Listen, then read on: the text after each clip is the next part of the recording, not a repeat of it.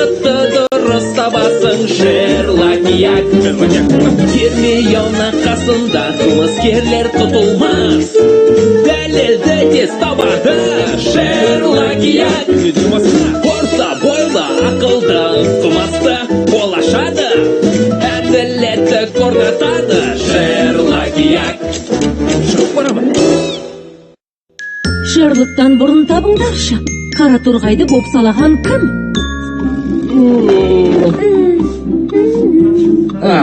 Тынышталып, өз-өзіме келу үшін әуестенген ісіммен айналыспақпын.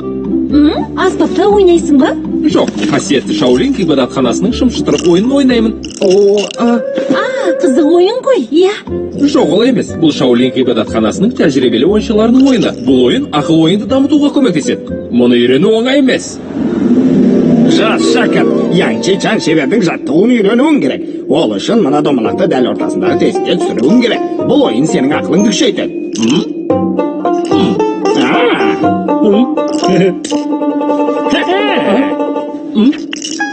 Үйрендім.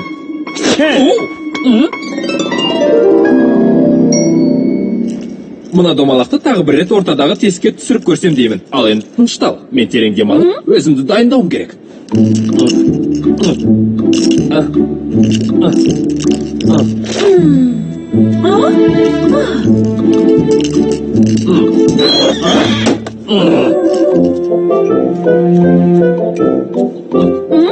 Қызық екен, қара торғай себетін тастап кетті ғой.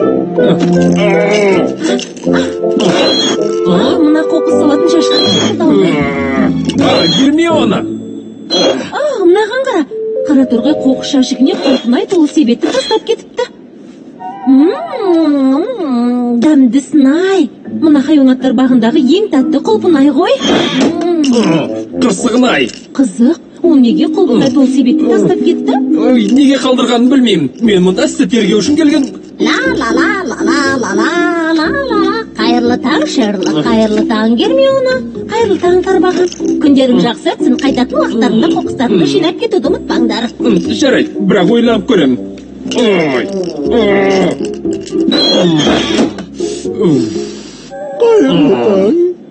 Қайырлы таң, пингвин.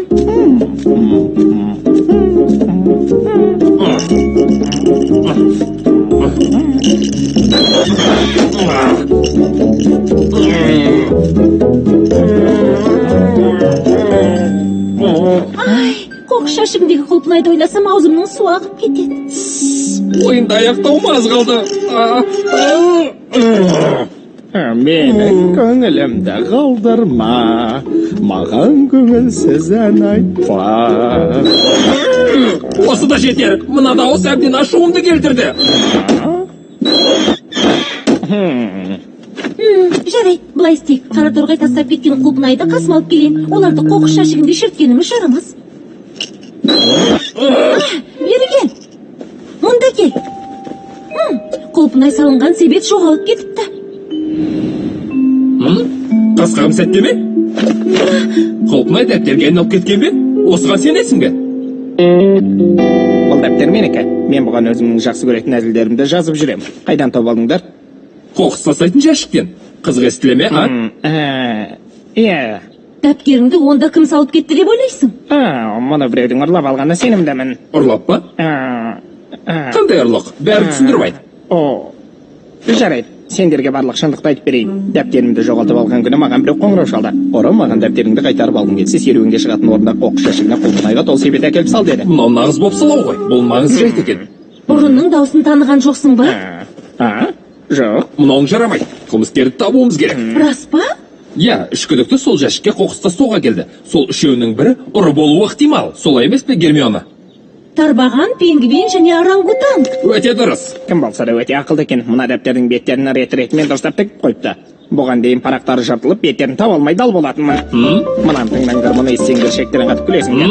Қызғылт қиғаздар неге бір аяғын көтеріп ұйықтайды? Себебі екі аяғын бірдей көтеріп ұйықтаса, олар құлап қалады. Қызық қой. Рахмет, Қара торғай. Кеттік, Гермиона. Күдіктілерімізге барып тергеп қайтайық. Шерлок, қалай ойлайсың? Сенің мына ойыныңды мен ойнай аламын ба? Мұны ойнай алатыныңа күмәнім бар. Алдымен 4 қасиетті бойыңа сіңіруің керек. Олар шеберлік, төзімділік, күш және тағы да күш. Күш деп 2 рет айттың ғой? Себеп сен әсіресе мықтылықты игеруің керек. Кәне барып тарбағанды тергеуіміз керек. Ей, киімімді жырттың ғой. Уайымдама, мұны әдейі жыртып қойдым. Кімнің жақсы тігетінін тексеру үшін. Тағы да сәлем тарбаған. Қара торғайды біреу қоңырау шалып қорқытыпты. Осыған байланысты тергеу жұмысын бастап кеттік. Не? Иә, сен таңертең серуендейтін алаңда не істеп жүрдің? Мына тосапқа қосатын біраз шөптер жинадым. Қазір ғана оларды дайындап біттім. Құлпынай тосабы. Қолыңды тартып оларды ретімен қойып қойдым. Мына сұрағыма жауап берші. Сен қоқыс жәшігін ашқан кезде оның ішінен құлпынай салынған себетті көрмедің бе? Мен ешқашан қоқыс жәшігіне бас сұғып қарамайын, бірақ онда құлпынайды кім тастауы мүмкін?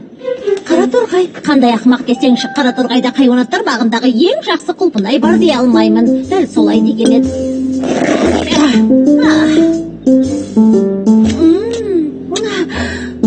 Әттеген дұрыс айтыпты.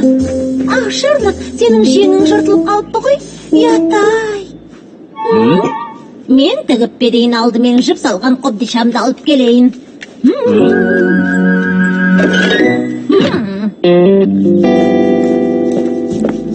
Тарбағанның құлпынай тосабы қара торғайдікінен тәтті емес. Оның дәмін татқанда соны сездім. Өзі тамаша тігінші екен. Сөзіңнің жаны бар. Қара торғайдың дәптерін қаттап тігіп қоюы мүмкін. Ол кез келгеннің қолынан келеді. Оның рас, пингвин де тігін тіге алатын шығар. Не? Сендер қалжыңдап тұрған боларсыңдар, ақылдарыңнан адасқансыңдар ма? Әлде мен қоқыс жәшігін айналшықтап жүретін құсқа ұқсаймын ба? Менің отанда маңызды тірліктерім бар. Дұрыс айтасың, мынауың жақсы тігіліпті. Жақсы тігіліпті деймісің, тамаша деп айтқың келген шығар. Мен қызыл түске құштарлық атты жаңа топтамамен бүкіл әлемді таңғалдыратын болам. Мына киім ауа сияқты жеңіл екен.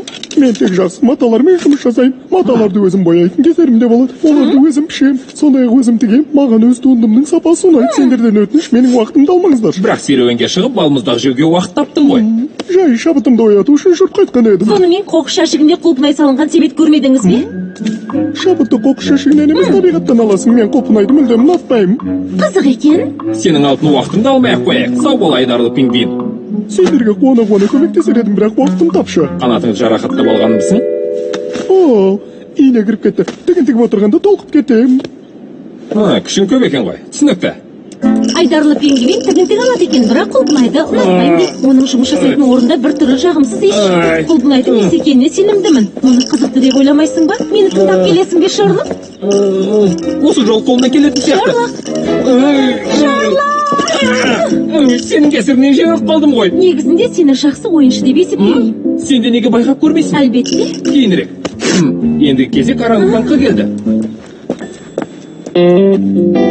Бұл оңай емес. Әрине, бірақ сен жақсылап тігіпсің. Шынымен солай ойлаймысың? Дағы жұқтырып алыпсың ғой. Иә, құлпынайдың дағы ғой. Қайдағы құлпынай? Міне, мына құлпынайдың. Олар күн секілді қызыл бауырсақ сияқты томпақ. Мен оларды жан-жақтан жинадым. Олар тәп-тәтті шырын татиды. Тәп-тәтті. Бәрекелді. Шерлок, орангутан қылмысын жасырып тұр деп ойламайсың ба? Оның ұстап тұрған құлпынайын айыра алмай тұрмысың? Олардың арасында қаралар бар ғой. Жоқ, орангутан мына құлпынайларды қайдан алып келгенін айтшы. Серуен алаңынан. Міне достар, керемет құлпынайлар осы алаңда өседі. Сарайған құлпынайлар ма? Жоқ, кейде арасында болып қалады, мұнда. Бірақ бұл менің өзгелерден жасырып келген жерім. Басқаларға айтпауларыңды Жаман сұрайын. емес, бірақ қара торғайдың құлпынайы бұған қарағанда дәмдірек. Рас па? Иә, түріне қарап дәмдірек деп ойлап қалып едім. Енді мына сұрағыма жауап бер. Қоқыс жәшігіне салған қара торғайдың құлпынай жеу ойында болды ма? Қоқыс жәшігінде құлпынай бар ма еді? Құлпынай салған себет жоғалып кетті. Сол үшін сенен сұрап тұрмын. Мен бананның қабығын тастағанда жәшікте дәптер мен біраз қоқыс жатқан. Ого, құлпынайға аллергияң бар сияқты ғой. Сөзіңнің жаны бар. Сонымен Гермиона, мен кімнің ұр екенін анықтадым. Сонымен жас детектив, оқиға барысын жіті бақылап отырған болсаң, сенің де қылмыскер тапқаныңа сенімдімін. Басынан бастап қайталап өтейік. Қара торғайды біреу, егер себетке толық құлпынай әкелсең, жоғалтып алған дәптеріңді қайтарып беремін деп бопсалаған. Қылмыскер дәптердің парақтарын рет-ретімен тігіп қойған. Қара торғайды кім бопсалады? Тарбаған ба? Орангутанг ба? Әлде айдарлы пингвин бе? Оқиғаның шешімін бірнеше секундтан кейін жария етеміз. Сонымен ұрыны бізден бұрын анықтай аласың ба?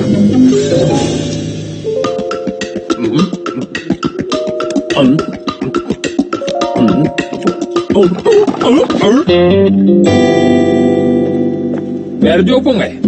Тарбаған, сен қателікке бой алдырмайтын жақсы тігіншісің. Сонымен қатар дәптердің де әр парағын рет-ретімен тігіп отыруға ерінесің. Өзің құлпынай өсіреді екенсің. Саған қара торғайды бопсалау қажет емес.